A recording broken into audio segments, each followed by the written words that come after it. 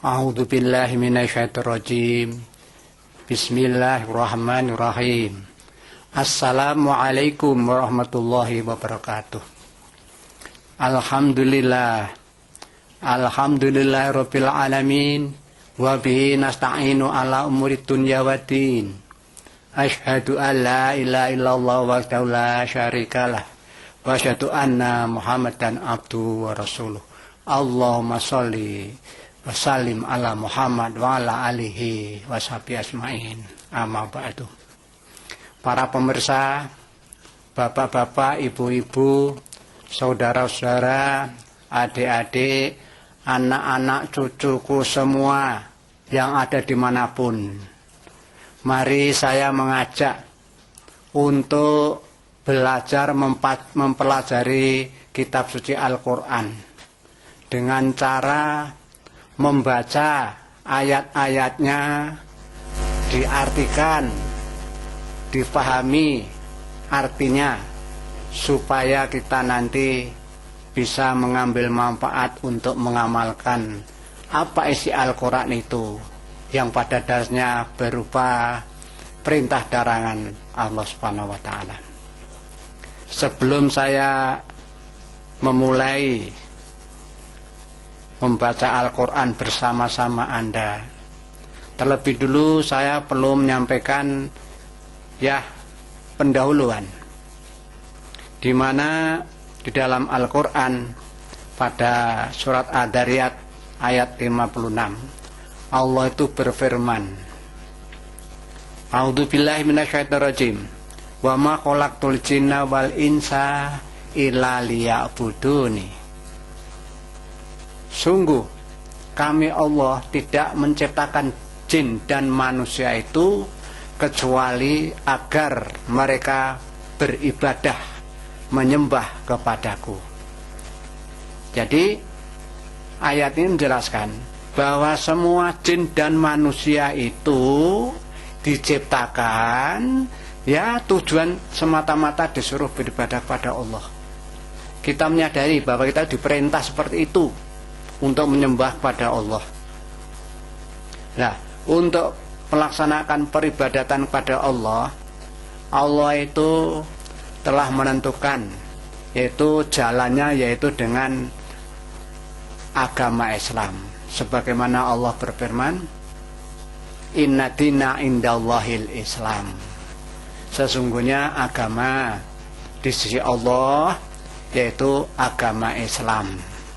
Nah, agama Islam itu yaitu agama Allah yang diberikan kepada Muhammad untuk disampaikan pada umatnya, sehingga umat Islam itu melaksanakan syariat agama Islam.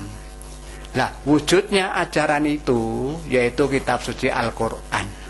Jadi umat Islam, umatnya Rasulullah SAW, itu diberi pegangan berupa Al-Quran sebagai pedoman dalam hidupnya di dunia, supaya nanti bisa selamat sejak hidup di dunia sampai di akhir zaman.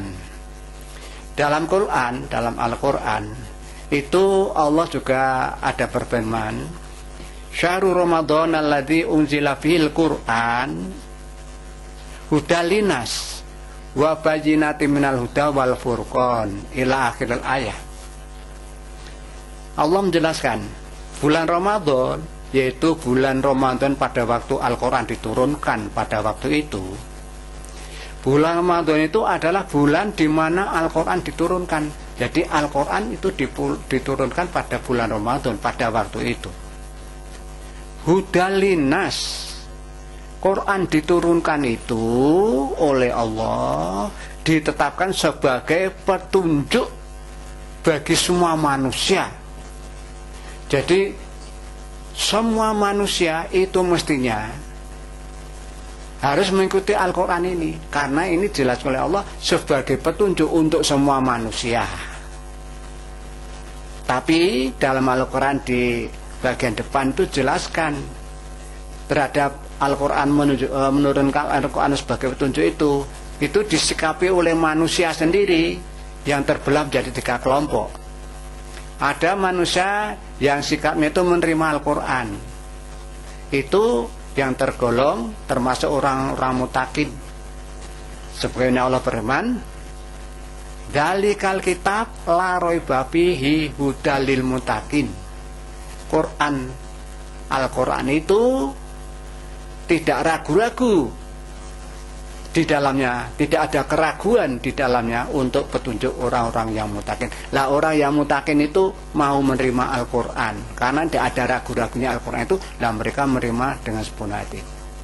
Tapi ada kelompok yang kedua, tidak percaya pada Al-Quran itu, tidak mau menerima Al-Quran itu. Itulah kelompok orang-orang kafir. Mereka tidak percaya kepada adanya rukun iman yang 6, tidak percaya adanya Allah pencipta bumi dan langit seisinya ini, tidak percaya adanya malaikat-malaikat, tidak percaya pada kitab-kitab Allah yang diturunkan pada Rasul, tidak percaya pada Rasul-Rasul yang diutus Allah, tidak percaya pada hari akhir, hari kiamat, dan juga tidak percaya adanya takdir dari Allah, yaitu takdir baik buruknya seseorang. Nah, itu orang yang menolak ajaran Al-Quran, namanya orang kafir. Lah, kalau ada orang yang suatu ketika mau itu mengikuti ajaran Quran, tapi suatu ketika dia juga nolak Al-Quran, nah itu ada yang begitu, itu termasuk golongan orang munafik. Jadi dalam rangka menghadapi atau menyikapi diturunkannya Al-Quran oleh Allah yang dimaksudkan untuk petunjuk semua manusia, manusianya terbelah menjadi 3 tadi: orang mutakin, orang kafir, dan orang munafik.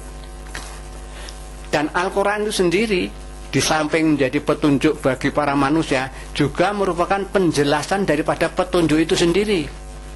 Jadi Al-Quran itu isinya petunjuk-petunjuk, tapi ayat yang lain ada yang sifatnya menjelaskan petunjuk itu sendiri. Umpamanya kita diperintahkan puasa, kutiba alaikumusiyam, kita diwajibkan puasa. Nanti di akhir ayat itu menjelaskan la'alakum tatakun. Jadi kita diwajibkan berpuasa agar supaya itu menjadi orang takwa. Lah itu. Jadi puasa dilaksanakan, kalau sudah puasa kita itu diharapkan menjadi orang takwa. Itu namanya ya, Quran itu ya menjelaskan petunjuknya itu tadi. Wal Furqan, Quran itu juga sebagai pembeda mana yang benar, mana yang salah, mana yang halal, mana yang haram, mana yang hak, mana yang batil, mana yang baik, mana yang buruk. Semuanya itu dijelaskan oleh Al-Quran, mana yang baik, mana yang buruk, jelas Al-Quran itu. Jadi karena ini sebagai petunjuk bagi manusia, maka kita itu juga harus mempelajari Al-Quran, membacanya, ya tak? Mengerti artinya, memahami maksudnya, kemudian diamalkan. Dengan demikian, insya Allah kita itu betul-betul menjadi orang yang mendapat petunjuk dari Allah. Tadi kan dikatakan Quran itu sebagai hudalinas, hudalil mutakin, sebagai petunjuk bagi orang-orang yang iman, orang yang takwa, dan juga untuk manusia semuanya. Nah, insya Allah kita terpenuhi menjadi orang yang mendapat petunjuk itu dengan pelajari Al-Quran.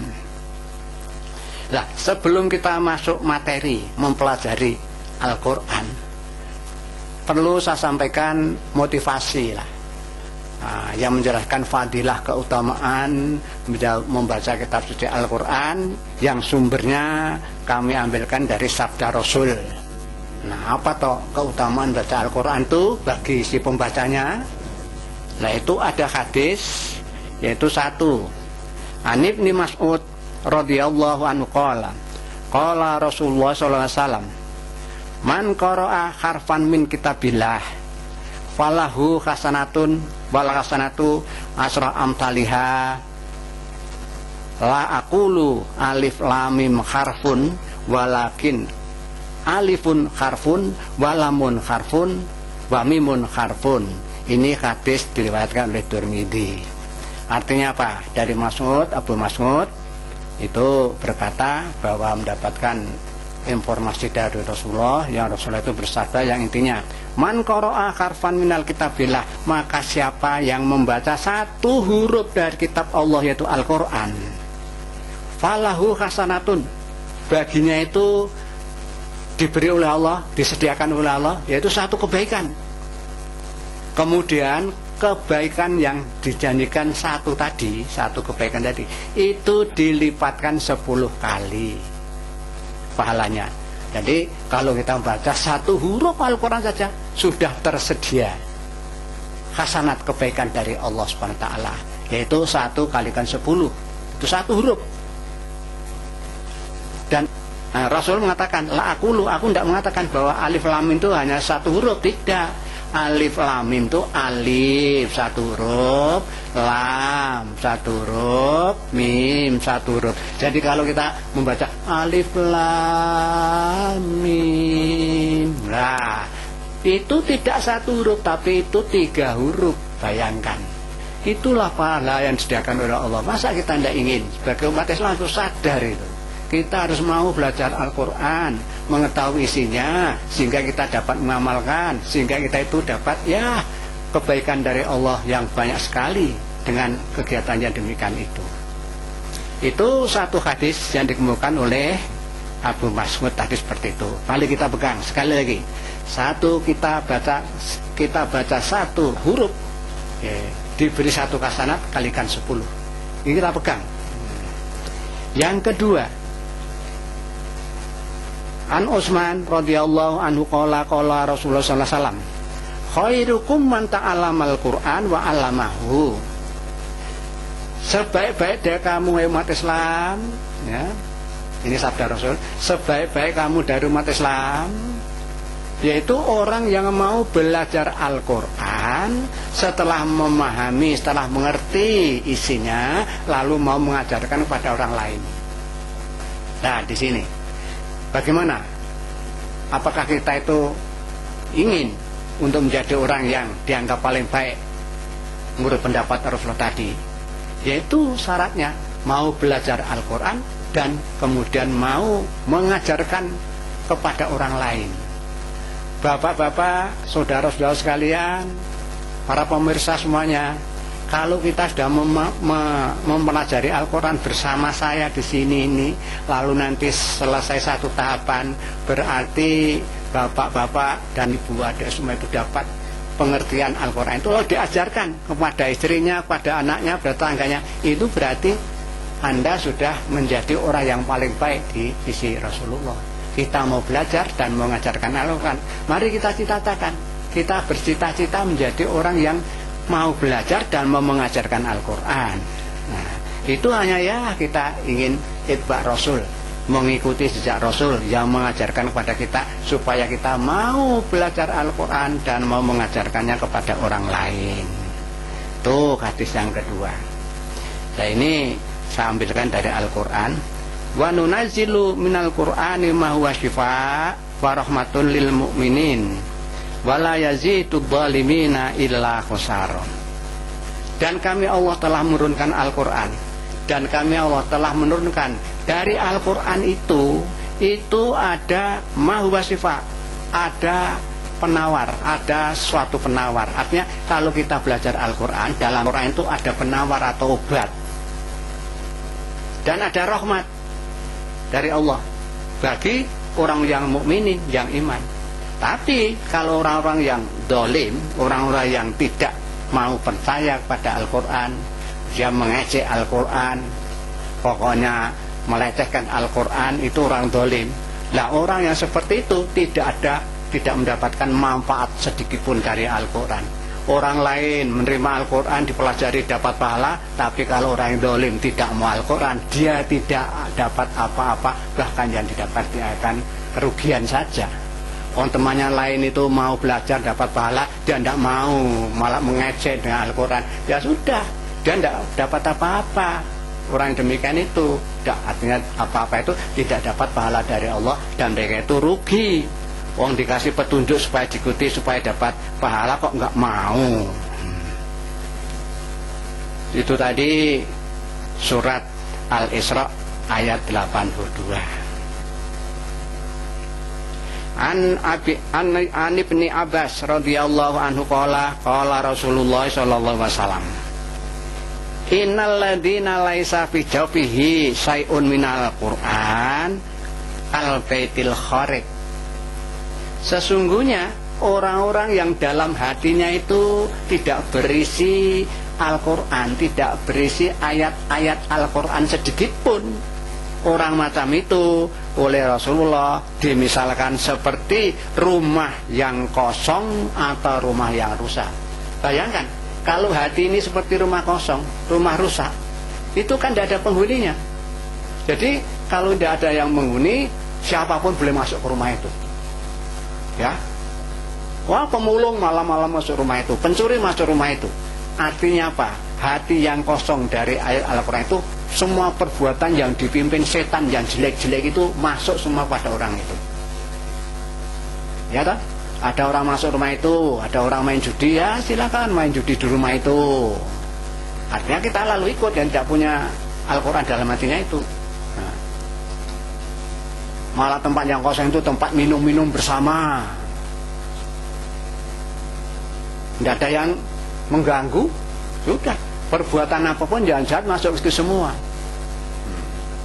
Maaf, karena banyak disinyalir bahwa bangsa Indonesia kalau dilihat dari hadis Rasulullah seperti ini, banyak juga orang-orang Indonesia sebagai rumah kosong, rumah rusak, isinya tidak ada isi Al-Quran sama sekali. Buktinya apa? Banyak perbuatan jahat dilakukan orang-orang seperti itu.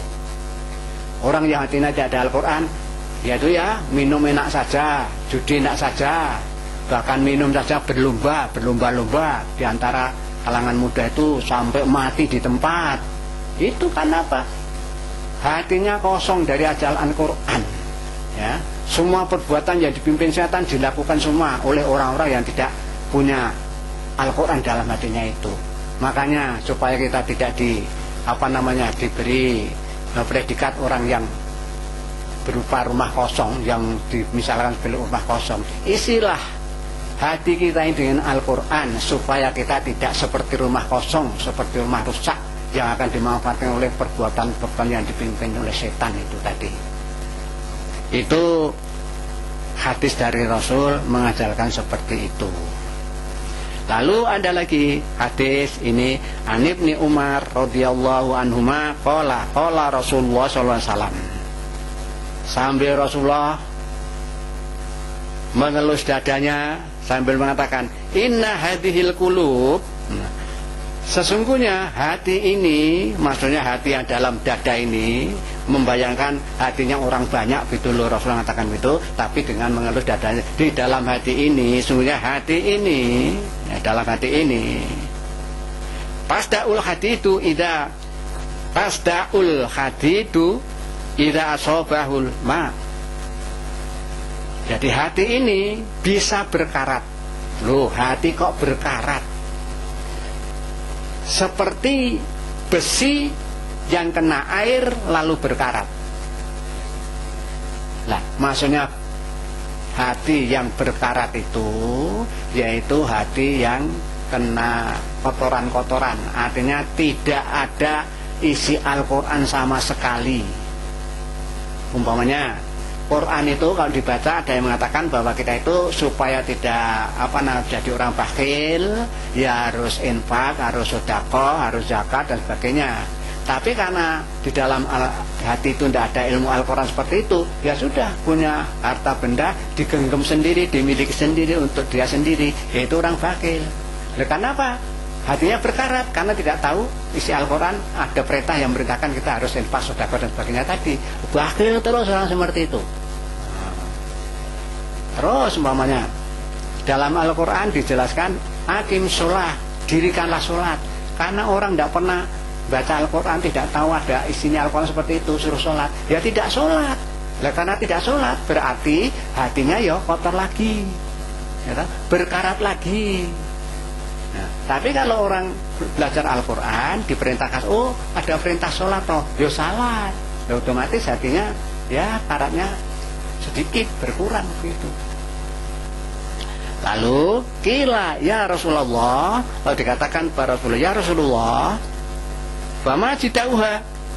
Nah, bagaimana atau dengan apa untuk membersihkan karat yang ada di dalam hati itu? Qala kathratu dzikril maut wa tilawatul Quran. Untuk menghapus karat-karat yang ada dalam hati, yang mengkotori hati sehingga dia itu tidak tahu petunjuk dari Allah, yang dilakukan hanya yang jahat-jahat saja, seolah Allah tidak melarang itu. Ya, korupsi dilakukan, sokok menyokok dilakukan, sudah macam-macam itu, ya, membuat pabrik ekstasi yang untuk merusak bangsa dilakukan. Itu semuanya perbuatan-perbuatan orang yang hatinya berkarat. Lalu tadi Rasul menjelaskan, ditanya oleh sahabat, lah untuk membersihkan hati yang berkarat itu bagaimana? Itu ada dua yang dikemukakan oleh Rasulullah, yaitu apa? Satu, hendaklah banyak-banyak mengingat akan mati. Nah, orang itu kalau sudah ya mengingat mati, kebanyakan takut itu.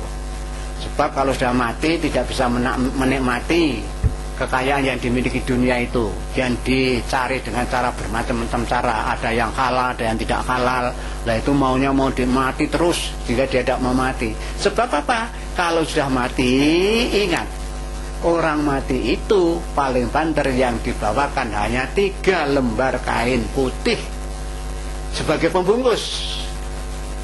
Lah kalau sudah sampai di sana, dikubur, semua harta benda ditinggalkan semua. Tidak bisa ngambil manfaat dengan benda-benda yang ditinggalkan itu. Makanya mereka takut mati. Lah kalau supaya tidak karatan hatinya, oleh Rasulullah justru harus banyak mengingat mati. Artinya apa? Ya, hatinya dibersihkan dengan pelajari ajaran agama, khususnya Al-Quran dan Al-Hadis. Itu nanti kalau sudah tahu ilmu seperti itu, insya Allah perbuatan jahatnya akan berkurang, ya toh? Takut untuk berbuat jahat, lalu bertobat, lalu ibadah kepada Allah. Nah, kalau sudah begitu terus, insya Allah hadis Rasul itu manjur. Artinya apa? Orang yang hatinya berkarat itu bisa disembuhkan karatnya itu dengan cara memperbanyak ingat kepada kematian. Lalu yang kedua, untuk menghapus, untuk menghilangkan karat-karat yang menempel dalam hati itu, hendaklah oleh Rasulullah disampaikan, yaitu tilawatul Quran, membaca Al-Quran. Di samping membaca Al-Quran itu pahalanya banyak, 1 huruf 1 hasanah dikali 10. Kalau tahu isinya, apa itu isinya, kan ada larangan, ada perintah. Makanya kita harus melaksanakan perintah dan menjauhi larangannya. Insya Allah dosa-dosa yang telah dilakukan lalu menempel jadi karat yang ada di hati-hati itu bisa dihapus dari sedikit. Umpamanya kan Allah memerintahkan kalau kita berbuat dosa itu diperintahkan untuk bertobat. Bertobat itu menyadari kesalahannya, menyesali kesalahannya, ya, lalu berjanji tidak akan mengulang dan mohon ampun kepada Allah. Kalau ada hal-hal yang berkaitan dengan manusia, contoh konkretnya orang yang korupsi itu mengambilnya uang negara, uang rakyat, itu yang bertobat kembalikan dong. Kalau dari kembalikan, beban dosanya akan berkurang. Di samping mohon ampun, mohon bertobat pada Allah, masalah yang mengganjal yang berupa uang-uang yang dikorupsi kembalikan. Lalu mohon maaf kepada yang bersangkutan. Nah, tentang urusan keduniaan, bagaimana hubungannya dengan pemerintah dalam kaitan mengembalikan uang itu, ya terserah bagaimana yang berlaku. Hanya kalau kita sudah bertobat seperti itu, uangnya kembalikan, kita bertobat, tidak akan mengulang, dan kita berbuat baik-baik sampai kita beramal soleh, menyesali betul perbuatan saya itu, terus beramal soleh terus, minta ampun terus, bertobat terus, insya Allah dosa itu makin lama makin hilang. Berarti karat-karat yang menempel dalam hati juga akan hilang. Sehingga kalau toh sampai mati, ya toh, kalau sudah mati kita kembali dalam keadaan orang yang bertobat, ya toh. Jadi kalau kita kembali pada Allah, ya dosa kita telah berkurang. Syukur-syukur sudah terampuni semuanya. Nah, begitu. Itu ajaran agama Islam seperti itu. Itulah para pemirsa, beberapa hadis yang disampaikan dalam rangka kita akan mengawali mempelajari Al-Quran. Masih ada lagi penjelasan menjelaskan bahwa orang yang terbiasa membaca Al-Quran, ya sudah terbiasa membaca Al-Quran, Quran itu besok di akhirat akan memberikan syafaat kepada pembacanya. Ini sabda Rasul yang jelaskan begitu. Jadi Quran itu besok akan beri syafaat kepada pembacanya. Artinya apa? Orang terbiasa membaca Quran, membaca saja ya silakan. Lebih baik lagi kalau tahu artinya. Lalu apa yang telah diketahui sebagai perintah kita laksanakan, apa yang kita ketahui sebagai larangan kita jauhi. Berarti kita ini berbuat baik nanti akhirnya. Nah, memenuhi perintah Allah. Nah, orang seperti ini besok akan diberi syafaat oleh Al-Quran. Artinya apa? Kalau kita mau disiksa oleh Allah, Quran berbicara pada ya Allah, berbicara kepada Allah, ya Allah, si A, si B, si Fulan ini dulu biasa mempelajari saya. Lalu apa yang diketahui dari isi saya Al-Quran itu mereka amalkan. Lah, oleh karena itu saya mohon ya Allah, orang-orang yang seperti itu bebaskan dari dosa, ampunlah dosanya. Nah, begitulah itu namanya Quran beri syafaat. Apa tidak ingin kita itu? Justru syafaat Al-Quran itu lebih manjur, lebih afdal kalau dibandingkan dengan syafaatnya para nabi ataupun para malaikat. Lah, kalau kita sudah tahu ilmu seperti ini, mbok iya, itu. Mari kita pelajari Al-Quran ini sebaik-baiknya. Mari, saya sebagai pemandu. Jadi caranya kita ngaji bersama begini, saya menyajikan, membaca, mengartikan, menjelaskan. Para pemirsa di tempat masing-masing, entah di rumah, entah di kantor, entah di mana saja, di masjid, di madrasah. Ayo pas ada acara seperti ini, kita semua buka Al-Quran.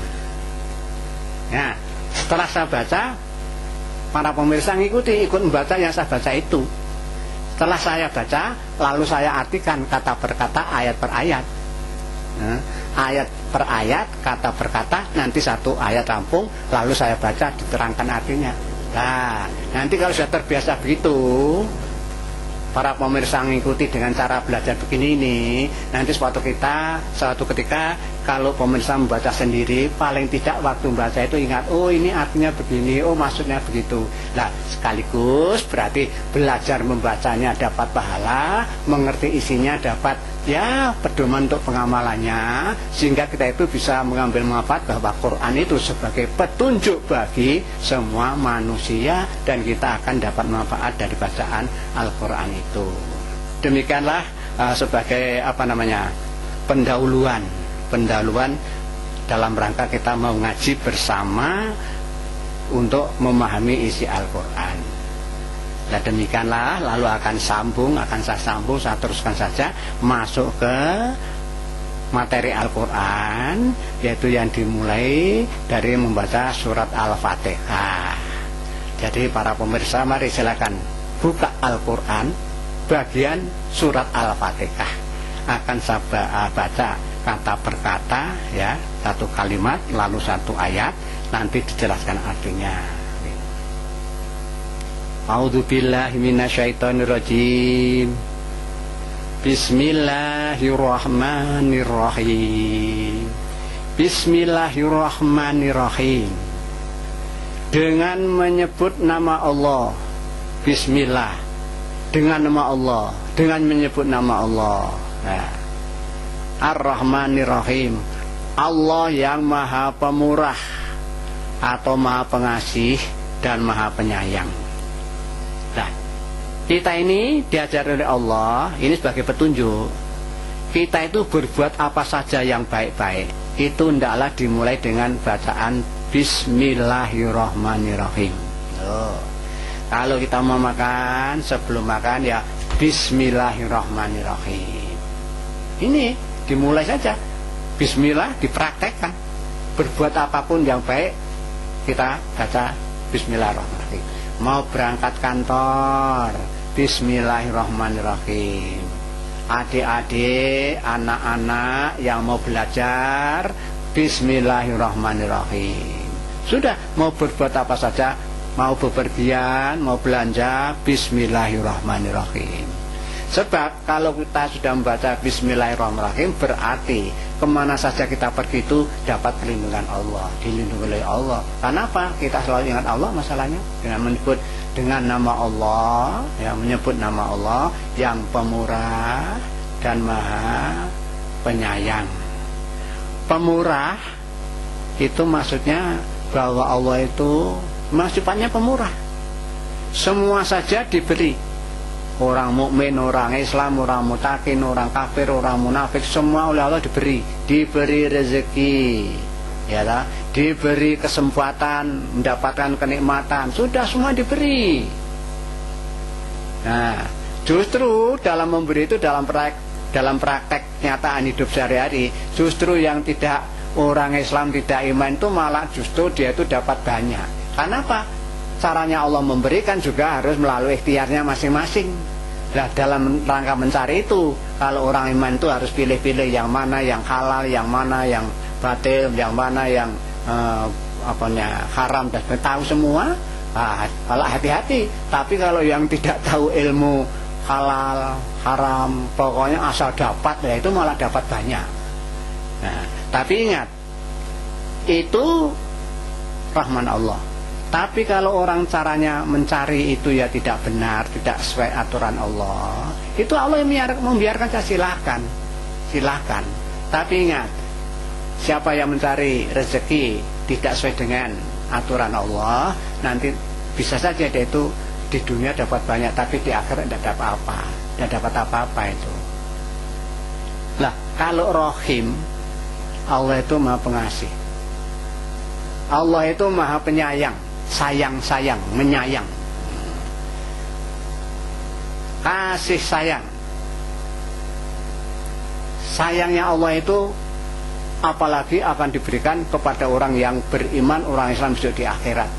Kalau di akhirat itu orang-orang yang tidak iman, tidak Islam itu tidak dapat kasih sayang Allah. Artinya apa? Kalau memang dia itu karena di dunia tidak ikuti syariat Rasulullah, yaitu Al-Quran dan hadisnya itu, dia tidak mau melaksanakan, tidak percaya, ya sudah, di sana itu kalau sudah jatah neraka, ya sudah, Allah tidak belas kasihan mereka itu.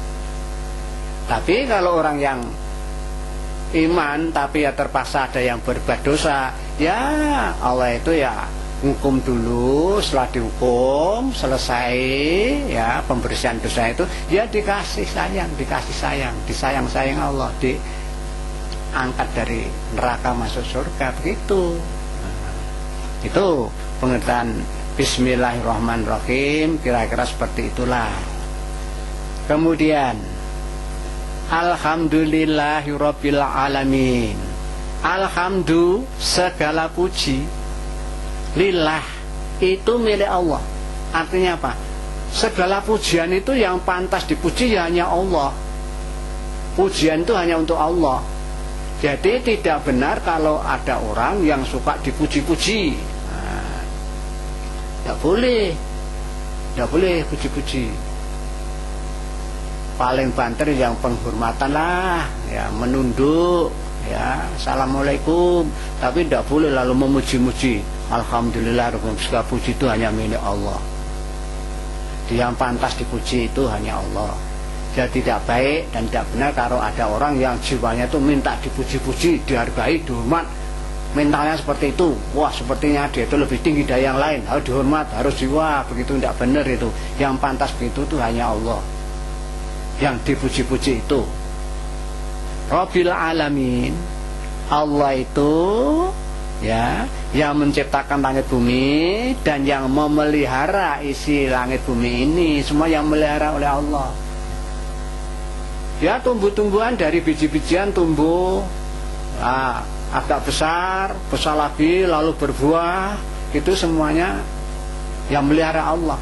Termasuk orang ini, dari belum ada lalu ada dalam kandungan, sampai lahir, sampai besar, sampai dewasa, sampai tua, sampai mati, itu semuanya yang melihara Allah. Coba bayangkan, kalau bayi itu, ya begitulah keadaannya. Nanti kira-kira umur setahun baru tumbuh giginya, dan seterusnya. Itu semuanya yang memelihara Allah, yang menentukan Allah itu. Mekanisme sudah diatur oleh Allah, akan jalan sendiri, sudah sampai waktunya akan begitu itu. Nah, Karena ini Fatihah itu pembukaan, artinya pembukaan dan biasa dibaca pada awal kita sholat. Kalau kita membaca Alhamdulillahirabbil alamin, sebetulnya Allah itu menjawab. Jadi kalau kita sholat Allahu Akbar, Bismillah, Alhamdulillah, dan sampai di situ Allah menjawab, hambaku memuji aku. Nah, kalau kita membaca Alhamdulillahirabbil alamin, Allah menjawab, hambaku memuji aku.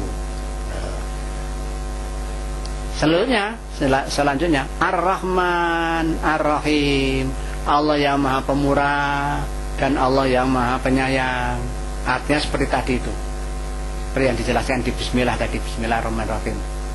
Tidak usah diulang, tadi sudah diterangkan ya, untuk menyingkat waktu. Allah menjawab, Asna alayya abdi, hambaku bersyukur pada aku, hambaku bersyukur padaku. Nah buktinya, dia menyanjung-nyanjung, muji-muji bahwa Allah itu yang maha pemurah, yang telah ngasih saya banyak sekali rezeki, yang mengasihi kenempan saya banyak sekali.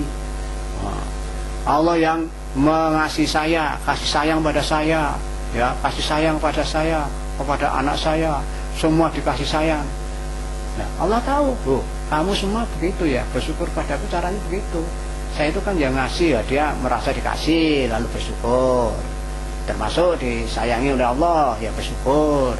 Nah, begitulah Allah menjawab, hambaku bersyukur kepadaku. Maliki yaumiddin, Allah itu yang menguasai hari pembalasan. Artinya apa?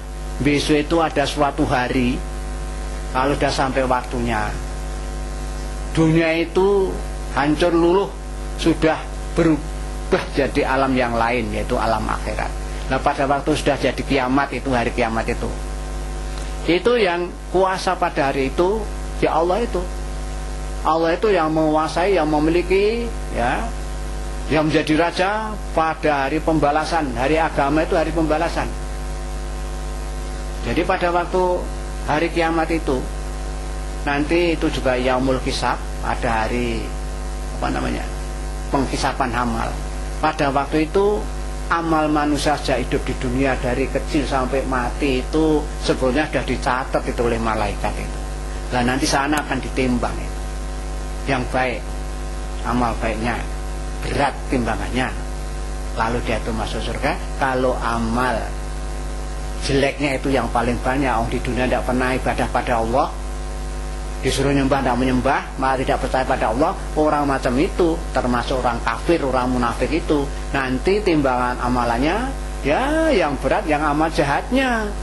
Nah orang seperti itu ya catanya nanti setelah dikisap, wah ketentuannya ya berat jeleknya ya masuk neraka. Itu kita yakin, itu kita yakin bahwa Allah nanti akan menghisap, menghitung amal kita. Nah, kalau kita mengucapkan seperti ini, Maliki Yaumiddin, Allah menjawab, Majadani abdi, wah hambaku memuliakan aku. Ya kok memuliakan? Iya toh. Allah disanjung-sanjung sebagai raja, penguasa, hari pembalasan. Itu hanya Allah yang Maha Kuasa.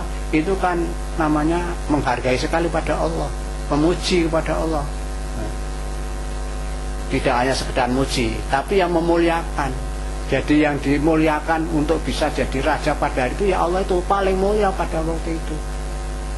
Nah, gitu. Seterusnya, kalau kita sampai mengatakan iyyaka na'budu wa iyyaka nasta'in, hanya kepadamulah iyyaka na'budu kami menyembah, wa iyyaka nasta'in, dan hanya kepadamulah kami mohon pertolongan. Kalau kita ngomong seperti itu, mengucapkan itu, Allah juga menjawab, nah di sini ini ada batas antara aku dan hambaku. Maksudnya ada batas itu artinya apa? Aku ini zat yang menciptakan kamu, aku ini yang kamu sembah, ya. Sedang kamu itu yang aku ciptakan, dan kamu itulah yang menyembah aku. Jangan ada batasnya kan? Pihak yang menyembah dan pihak yang disembah, pihak yang menciptakan dan pihak yang diciptakan. Nah, Ini kita harus sadar bahwa kita itu pihak yang diciptakan dan kita itu pihak yang akan menyembah pada Allah. Wa iyyaka nasta'in, dan hanya kepadamu lah kami ini mohon pertolongan. Ini mengandung pengertian bahwa kita itu harus punya sikap kalau memohon, ya, itu sebenarnya yang kita mohon itu ya hanya Allah. Artinya segala sesuatu yang bisa menentukan permohonan kita itu hanya Allah. Yang bisa mengabulkan permohonan itu sudah Allah. Dan kita juga tidak boleh minta-minta kepada yang lain dalam arti minta seperti mintanya kepada Allah. Tidak boleh. Umpamanya ya kita sakit, ya Allah, saya minta sembuh. Tapi dengan cara ikhtiarnya yaitu berobat ke dokter. Jadi kalau nanti sudah berobat ke dokter kita sembuh, itu yang menyembuhkan Allah. Dokter itu hanya yang mengobati sebagai sarana menyembuhkan orang sakit. Makanya ajarannya kan wa idza maritu fa huwa yashfin, dan jika aku sakit dialah Allah yang menyembuhkan. Jadi urusan yang menyembuhkan itu Allah. Kalau minta sembuh itu kepada Allah.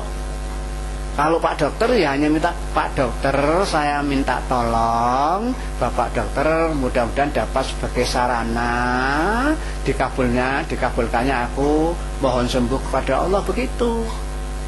Si dokter juga jangan sombong-sombong, ya sudah saya sanggup siap menyembuhkan pasti sembuh, juga tidak boleh. Nah, tetap dokter-dokter itu juga hanya sebagai lantaran, sebagai sarana. Oleh karena itu para dokter pun seyogyanya mestinya sebagai orang Islam kalau mengobati orang ya dengan cara Bismillahirrahmanirrahim, baca dulu lalu beritahu para pasien, ya Pak Bu, saya ini ya sebagai dokter bisanya hanya membantu mengikhtiarkan dengan cara memberi obat, tapi cara penyembuhannya ya itu Allah yang menentukan. Jadi kalau sudah ada kerjasama antara ikhtiar dan mohon pada Allah, Allah insya Allah ngabulkan, begitu. Itu maksudnya begitu, itu minta pertolongan itu begitu itu.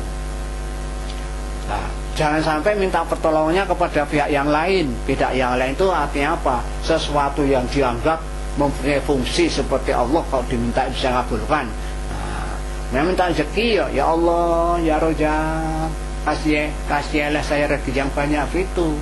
Tidak lantaran pedagang malah pergi ke mana, ke Gunung Kawi, tirakat di sana katanya nanti akan jadi lancar usahanya, lalu ke kuburan mana nanti kalau kita usaha sana katanya bisa berkah. Itu enggak benar. Semua permohonan itu hanya kepada Allah. Tidak boleh yang belok-belok seperti itu. Ya, belok ke dukun-dukun, ke paranormal, tanya nasib ke situ. Bahkan kalau perlu bayar mahal mau. Itu enggak bener, rugi dunia akhirat itu. Membayar pada dukun tuh ya perbuatan salah ya. Dukun ya siapa apa kok. Hanya orang yang katanya bisa tapi enggak siapa apa. Di hadapan Allah tidak ada apa-apanya. Gitu. Makanya kalau kita mau betul-betul konsekuen mengikuti ajaran Allah yang Qur'annya itu sebagai petunjuk bagi semua manusia, kalau mohon ya mohonlah kepada Allah dengan ikhtiar, dengan berbagai macam ikhtiar, itu insya Allah Allah mengabulkan itu. Ya, tadi kita diajari Allah kalau kita nyembah ya hanya kepada Allah, kalau minta apapun untuk mencapai tujuan itu ya hanya kepada Allah. Kalau sudah begitu, iktikad kita, akidah kita ya yang mendasari amal kita itu benar kalau sudah begitu itu. Tapi kalau tidak berlandaskan kepada Allah, bisa-bisa itu kita itu termasuk sesat, mungkin juga dalam bentuk kesyirikan, mensekutukan Allah. Mestinya minta kepada Allah tapi minta kepada yang lain-lain. Nah, seperti itu loh. Minta kepada yang lain-lain selain Allah itu namanya itu mensekutukan Allah, itu syirik. Orang yang syirik itu mensekutukan Allah, kalau sampai dalam batas dia sampai mati kok tidak bertobat dalam keadaan tetap syirik, itu haram masuk surga. Jatahnya orang syirik itu neraka. Nah, itu diingat ini perintah Allah. kita itu hidup tuh yang betul-betul mengikuti perintah Allah sehingga kita selamat dunia akhirat dalam segala halnya. Nah gitu. Terus lah kalau tadi kita mengucapkan iya karena butuh iya karena nasta'in, hanya kepadamu aku menyembah dan aku pertolongan. Nah, Allah menjawab, nah bagi hambaku apa yang dia minta. Artinya apa? Yang diminta kepada Allah oleh hambanya, Allah akan mengabulkan, gitu loh. Makanya dikatakan, nah, bagi hambaku apa yang dia minta. Lalu yang berikutnya ayatnya itu ihdinas siratal mustaqim. Ihdinas siratal mustaqim. Ya Allah, tunjukilah aku ini jalan yang lurus. Jalan yang lurus itu ya jalan dari Allah, petunjuk dari Allah. Kalau diikuti itu menyelamatkan kehidupan kita di dunia sampai di akhir hayat, sampai di akhirat. Yaitu apa? Ya kita mengikuti petunjuk Allah yang berupa Al-Quran dan yang diperjelas dengan adanya sunnah Rasul, hadis Rasul itu. Nah kalau kita hidupnya itu sudah berbekal pada itu, insya Allah kita itu betul-betul mengikuti jalan yang lurus. Sebab Rasulullah pernah bersabda yang isinya begini, sungguh aku tinggalkan kepadamu dua perkara, apabila dua perkara itu kamu pegang teguh, maksudnya dipegang teguh dalam kehidupan sehari dunia ini, kamu tidak akan sesat selamanya. Nah apa itu? Dua perkara itu, yaitu kitab Allah wa sunatan nabiyikum, yaitu kitabnya Allah Al-Quran dan sunnah Rasul, yaitu Al-Hadis. Jadi kalau orang Islam tahu ilmunya dari Allah dan Rasulnya, kita itu kalau betul-betul minta ditunjuki jalan yang lurus, ya harus belajar Quran Hadis. Kalau sudah belajar Al-Quran Hadis diikuti, insya Allah kita sudah lewat jalan yang lurus. Karena Allah menjelaskan seperti itu, kita disuruh minta jalan lurus dan kita sudah minta membaca pada waktu sholat, itu membaca Al-Fatihah itu. Hanya padamu aku menyembah dan mohon pertolongan, yaitu mengikuti jalurnya Allah tadi, sesuai dengan sabda Rasul tadi, bahwa yang tidak menyesatkan kamu sekalian itu ya hanya mengikuti Quran dan hadis. Ya kita ikuti, insya Allah. Kalau udah begitu, nah kita itu betul-betul lewat jalan lurus yang nanti akan selamat sejak hidup di dunia sampai di akhirat. Gitu. Lah yang diminta itu yang seperti apa toh? Siratal ladzina an'amta alaihim. Yang saya minta ya Allah, jalan yang lurus itu yaitu seperti jalannya orang-orang yang sudah engkau beri nikmat itu loh. Ya Rasul-Rasul yang lalu itu, ya sahabat-sahabat, ya orang-orang yang mati syahid, syuhada-syuhada, orang yang berjuang membela agama, orang soleh-soleh, tokoh-tokoh agama yang selalu ngikuti Quran hadis, jadi orang yang alim-alim itu, jalannya orang seperti itu loh ya Allah yang aku minta itu, sehingga supaya saya itu betul-betul mendapatkan jalan yang lurus, jalannya seperti orang-orang itu loh. Yang saya minta itu seperti itu, supaya nanti aku waktu aku kembali kepada Engkau ya Allah, aku betul-betul sudah lewat jalan yang lurus dan nanti akan sampai tujuannya, yaitu apa? Kita masuk surga besok di akhirat. Itu loh ya Allah yang kami mohon begitu itu. Ghairil maghdubi alaihim. Yang saya minta bukan jalannya orang-orang yang Engkau murkai. Sebab banyak orang di dunia ini banyak yang Engkau murkai, yaitu orang-orang yang selalu menentang ajaranmu ya Allah, tidak mau Quran, dia menentang Al-Quran. Kalau perlu ya Quran itu diusahakan supaya tidak dibaca orang. Wah, orang seperti itu orang yang maghdub, dimarahi oleh Allah. Nah itu aku tidak mau itu dengan jalan dia tak minta itu seperti itu. Masa orang mau dimurkai Allah diminta? Saya enggak minta itu loh ya Allah. Yang tak mintai jalannya orang-orang yang lurus tadi itu, orang telah Engkau beri nikmat itu.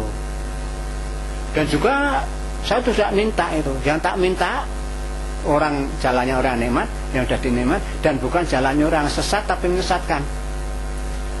Banyak kan di dunia ini ada orang yang mestinya disuruh ikut Al-Quran oleh Allah, dia ngambil jalan lain, tidak ikut agama Islam, tapi dia ngikuti agama lain. Itu namanya sesat. Orang disuruh ikuti jalan lurus kok malah dia ngikuti jalan yang bengkok yang bukan Islam. Dia sudah ngikuti jalan yang bengkok tidak lurus, malah juga berusaha mau menyesatkan orang-orang lain. Orang yang sudah agama Islam mau ditarik-tarik ke agamanya yang bengkok itu. Bukan itu loh, ya Allah yang tak minta. Aku mau itu, tidak mau dengan jalannya orang seperti itu. Masa jalan orang sesat yang menyesatkan saya minta? Saya enggak mau itu minta itu. Yang tak minta yaitu jalan yang lurus, yaitu jalannya Allah yang ajarannya itu kita itu mengikuti ajaran Al-Quran dan Hadis yang menyelamatkan kita dunia dan akhirat. Nah itu. Jadi kalau kita sudah meminta pada Allah ditunjuki jalan yang lurus seperti tadi itu, Allah yang menjawab sama saja di nomor di atas tadi, ya bagi hambaku apa yang diminta. Artinya apa? Kalau hambaku minta supaya ditunjuki jalan lurus, yaitu jalannya orang yang telah dinikmat, diberi nikmat, bukan jalannya orang-orang yang sesat, yang dimurkai Allah. Nah, iya sudah, kalau kamu minta itu, ya bagi hambaku, ya apa yang diminta, dia mintanya begitu, kasih, saya kabulkan. Lah begitu. Oleh karena itu, karena Fatihah itu isinya seperti itu, dan posisinya kalau salat itu dibaca setiap hari, sehari semalam 17 kali. Kita sehari sudah minta kepada Allah pernyataan seperti itu 17 kali. Nah, oleh karena itu dalam meminta itu hendaknya harus disadari apa yang kita ucapkan itu betul-betul keluar dari hati kecil kita, supaya kita itu betul-betul maturnya itu betul-betul. Nah, berkatanya pada itu betul-betul, tidak hanya sekedar ngomong gini tapi tidak tahu artinya.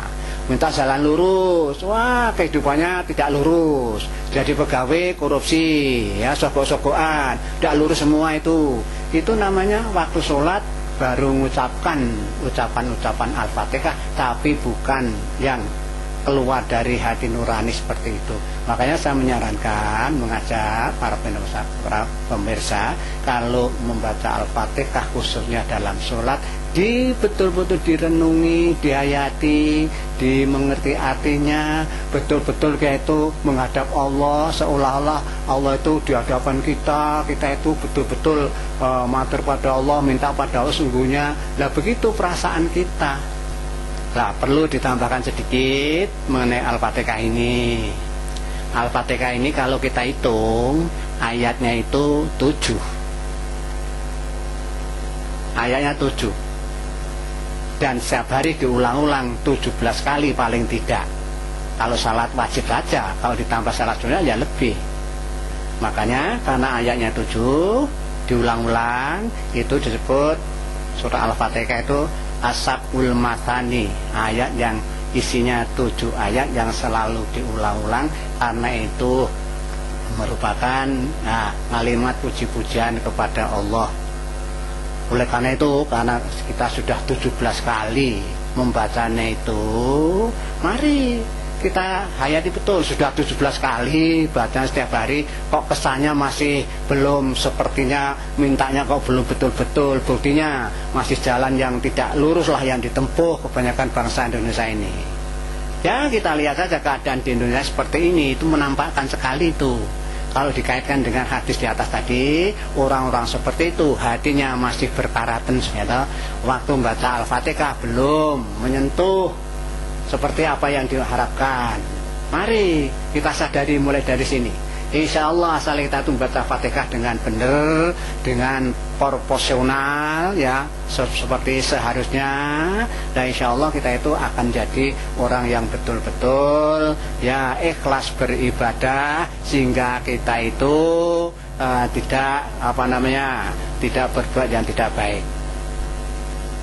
Nah, Al-Fatihah sendiri itu sebetulnya ini berisi Al-Quran yang 30 juz itu, intisarinya sebenarnya ya tersimpul di dalam nama Al-Fatihah itu.